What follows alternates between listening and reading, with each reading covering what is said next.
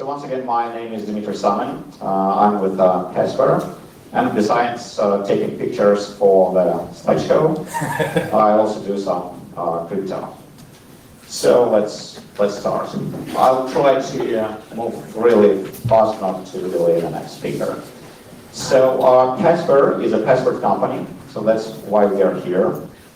We help digital forensic investigators from police, law enforcement, government agencies to work with encrypted electronic evidence efficiently. So our software detects encrypted evidence, decrypts it, breaks passwords, and that's why I'm here. So a very short overview of the presentation is that we'll talk about encryption in general, we'll talk about cracking passwords, and we'll see how memory images could help us in this task. So first of all, encryption. So nowadays, usually password is taken, hopefully some random information like salt, and then a special function is applied to get an encryption key out of that. So this function is called key derivation function, or KDF for short. So when we have user data, when we have an encryption key, when we have an encryption algorithm, we could encrypt the data and decrypt it, vice versa. So KDFs actually improved dramatically during the last several years in software that's used nowadays. So let's have a look. Let's start with Office. In Office, before Office 2003, there was like no protection at all. You could get the files encrypted instantly. Office 2003 used MD5, and it used less than 10 iterations of MD5 to hash a password. It also used just 40-bit encryption, but 10 iterations, it's not really secure. Office 2007 introduced SHA-1, 50,000 iterations. This was just a quantum leap in terms of security of Office applications. And I would say that Office 2007 is secure enough for most of the applications. We are not speaking about military, etc. In Office 2010, nothing basically changed except for the iterations number was twice as large. And even to attack Office 2007 and Office 2010, I would advise to use GPUs because otherwise it takes too long to find a password. Another example of KDF is password-based KDF2 by RSA. So it's really very used nowadays. Wi-Fi, WinZip, iWorks, OpenOffice, the latest version of Mac OS X, they all rely on this KDF2 for encryption.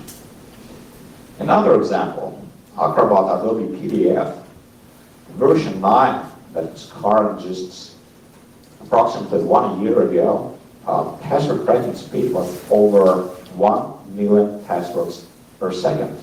And this is for CPU only, without any hardware acceleration. And this was changed in version 10.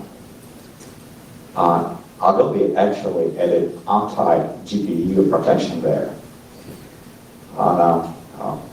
This is the first time I see this kind of protection in very widely used application. So there are multiple rounds of encryption in KDF, and for each round, different algorithm could be chosen, and this choice depends on the results of the previous round. So go and try to implement this in GPUs. It's really very complex. So what this means for us is password cracking gets slow, and really very slow. So what could be done in terms of password cracking? First of all, hardware acceleration. So there were already several talks covering GPUs. How could we use different type of GPUs? What cards could be faster, etc. Another approach is FPGAs. So you could write basically microcode for those FPGAs, and then you could purchase them in amounts, but they are fast but really very expensive compared to GPUs. We could use distributed network attacks, and this was covered yesterday as well, to use multiple computers to work on, to decrypt passwords. Rainbow tables. We could tweak password generation rules, and I mean, this could be really very efficient.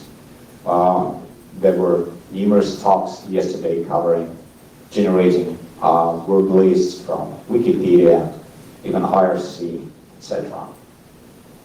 Markov chains, trying to generate and check passwords that might sound, well, say, English or Norwegian, etc.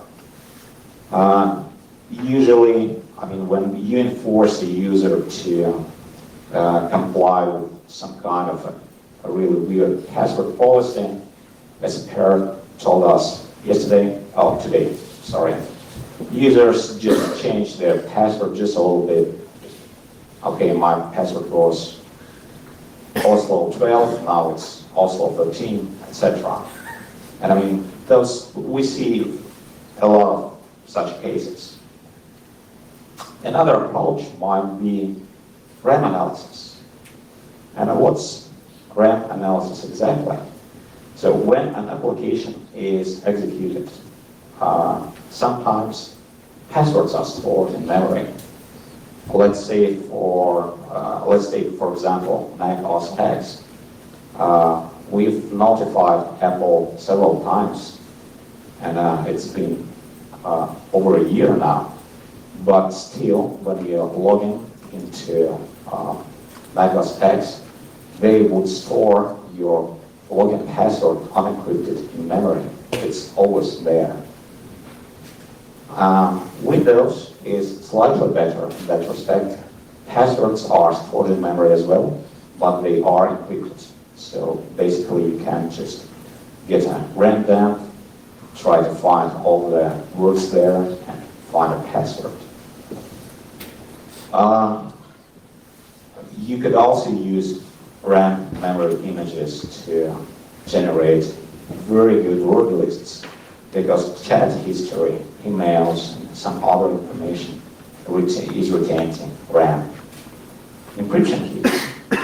If you have full disk encryption software, be it BitLocker or TrueCrypt or FileVault or PGP, the vendor doesn't really matter. If a drive is mounted, encryption keys are present in memory in order to access the data. Applications. If you have an Office document open that's password protected, obviously Office would retain encryption key in memory. The same goes for archives, PDFs, etc. Well, archives are usually not open for that long, but I mean, as long as you work with a document, encryption keys for this document are retained in memory. So what could be done about that? First of all, we need to acquire memory image. There are multiple approaches there. First of all, trying to capture live memory images. So FireWire direct memory access. It's rather efficient. It works very well for Windows PCs. You can just use a boot drive, boot a second PC, and connect with a FireWire cable and get around that. One of the drawbacks, it would capture only the first 4 gigabytes of memory, because this is the way that direct memory access works. When we found the same problem with macOS, we notified Apple, and now there is a patch there that has password name in it. And actually, if you lock down macOS PC the drive that uses firewalls, direct memory access is disabled for FireWire. But if you have like a guest logging, anything, then a FireWire is enabled, and you could use the very same approach to capture live memory image using FireWire. You could also use FireWire memory adapter to do the very same thing with Thunderbolt. Another way to create live memory image, it's not live after you turn off the computer, but you could actually cool down memory chips.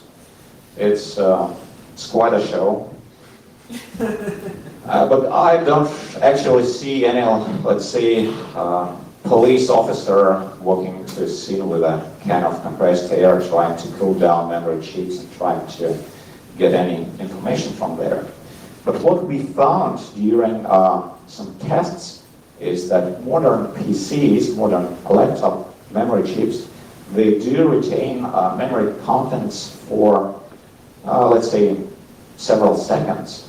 So basically, you could remove a battery, you could reset the computer, you could load a very tiny version of Linux, and you can dump your memory on a USB thumb drive. And this way, you could save like 90% of memory contents. It works easily. It won't require you to use compressed air or anything. It's really very efficient. And what we work with a lot of law enforcement in the US, with a lot of police departments. What we teach them is you just never turn off a PC, because the state is priceless. If you turn on the PC, you could use encryption keys, you could lose mounted drives, and if a password is secure enough, you could just never get into TrueCrypt or BitLocker.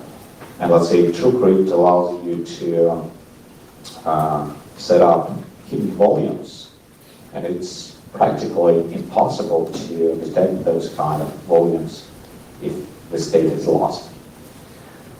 When we talk about memory images, hibernation file is basically a memory image. And what's interesting about hibernation file, except that it contains all the breadcrumbs, is in Windows there's volume shadow copying mechanism in TFS. This allows you to store multiple copies of the same file if you have enough space on your hard drive.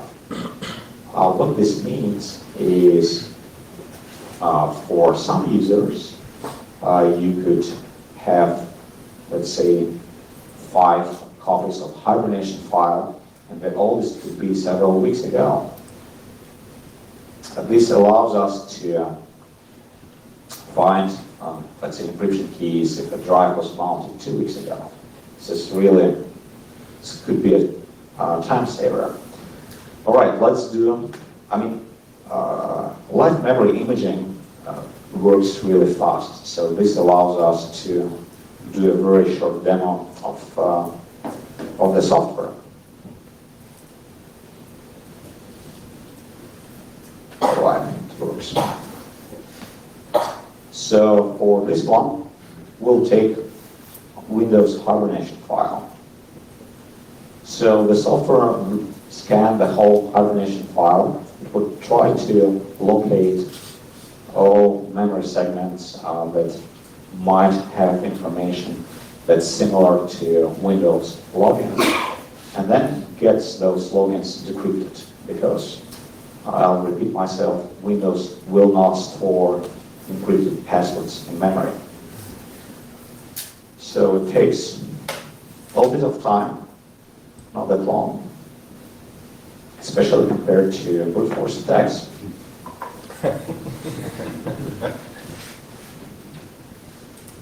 But this process does not depend on how complex a password might be. If you could type in a passphrase, you could use the most extreme password policy, but if you can get Windows hibernation file, then you have the password. of all the users that were logged in. All right, so we built our password. It's approximately 30 characters in length. Good luck trying to brute force it. And it took us 53 seconds.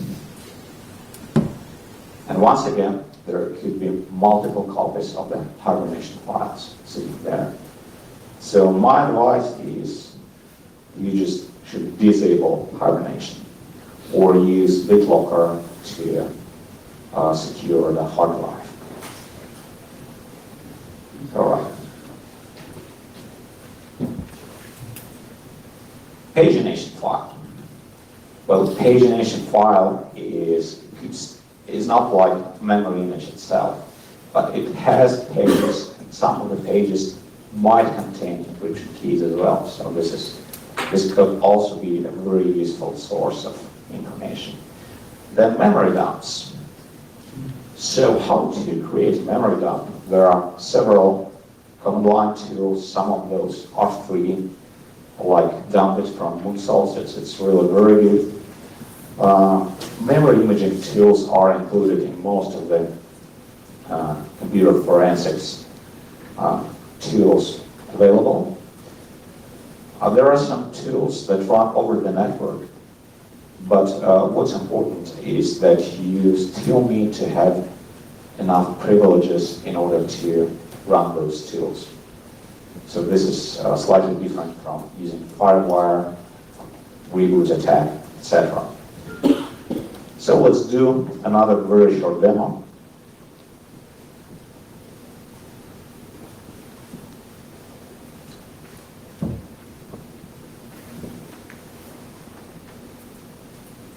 So we'll scan just one folder of hard drive for encrypted files. And this is usually really fast. So we found a bunch of files. Let's just select those files, click recover, and tell the software, okay, remove all the tags. I could drag and drop brute force dictionary tags, I could combine them, but this time we'll need to extract encryption keys. And this time I'll select memory image. I could actually select multiple memory images. I could throw in pagination file. Basically, I could throw in any kind of a binary file. If the software finds encryption keys there, it would try to see if those encryption keys would fit to any of those files in the list. Just to speed up the process, let's read just a memory image. Click recover. So the software is now looking for regions in memory that might possibly contain AES encryption keys. And it also creates a list of all those possible encryption keys. And in a little bit, the software would start testing each of the keys in the list against those files. So sometimes we could find thousands of those keys, but testing a single key is a very cheap operation. In terms of time, I mean, it's like going through this list, it's like testing 1,000 passwords. This doesn't really take much of a time.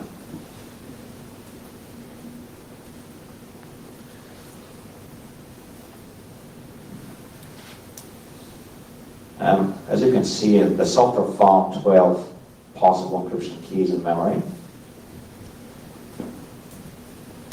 And we have a match here.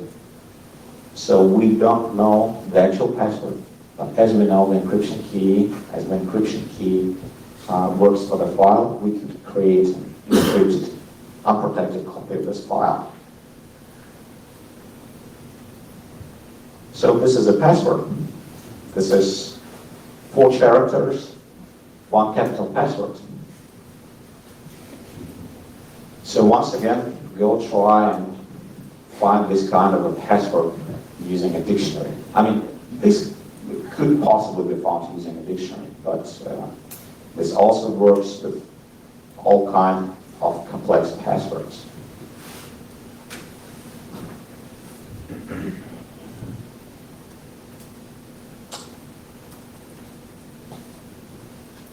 And the whole process took us, let me see, less than 2 minutes.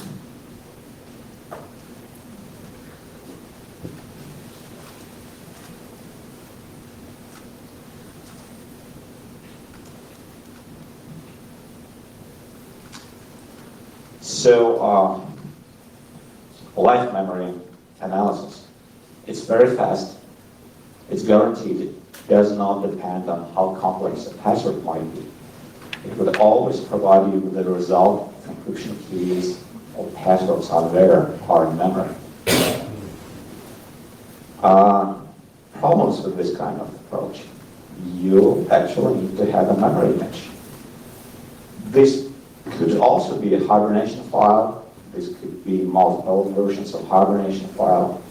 You could try page file to find encryption keys there. There could be some success. And this obviously won't work for data that's at rest. Basically, if you turn down a PC, there is no hibernation file. You cannot apply this. How to mitigate the risks? Disable hibernation. Enable full disk encryption. And never leave your computer unattended. That's it. So I was trying to go really fast.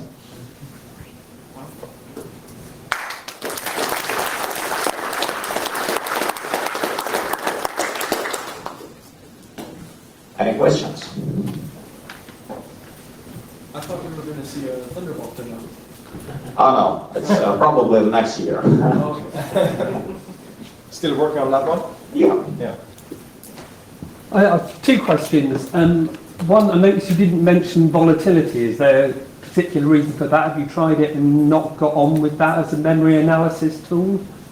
So there are some features that our software has that volatility doesn't. We are actually developer of our own software, so that we know exactly how it works. And the other question was, you said you were only looking for AES keys, but presumably you're searching for the key schedule rather than sort of areas of high entropy. No, we are not using that. It would provide too many results. Can you talk a little bit about what techniques you're using to find the keys in memory? I'm afraid I won't disclose this in great detail. But I think there's a fair amount of research papers that are now available about searching for encryption keys in memory.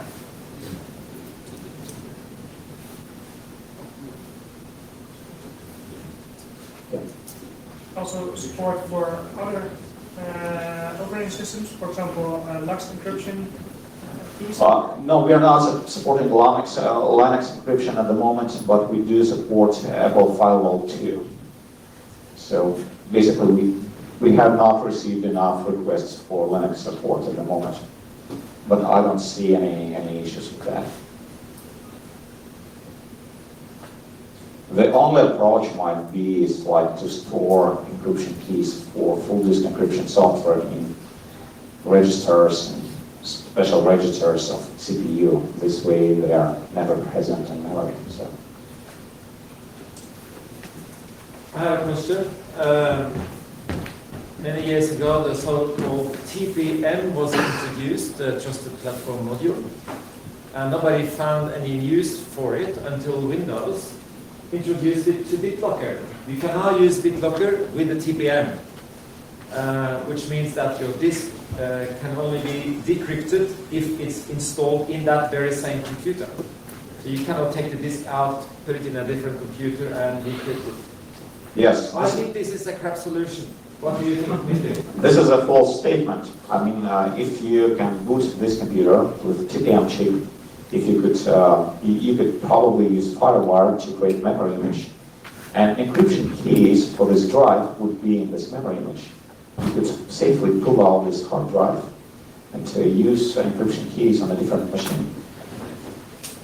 So that means for forensics, they can no longer work on an image of the disk. They have to work on the very machine. No, that's not true. Once again, so encryption keys are in memory image, and you can use those encryption keys. You won't longer need a TPM chip.